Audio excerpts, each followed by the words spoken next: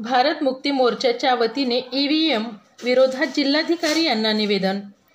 बुलढाणा जिल्हाधिकारी कार्यालय या ठिकाणी भारत मुक्ती मोर्चाच्या वतीने ईव्हीएम विरोधात आज संपूर्ण देशातील 567 जिल्ह्यात राष्ट्रीय अध्यक्ष वामन मेश्राम यांच्या मार्गदर्शनाखाली 4 टप्प्यात आंदोलन होत आहे।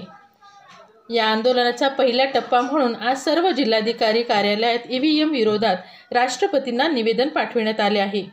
जिल्हाधिकारी कार्यालयासमोर निदर्शने करून निवेदन देण्यात आले। यावेळी भारत मुक्ती मोर्चाचे पदाधिकारी कार्यकर्ते मोठ्या संख्येने उपस्थित होते।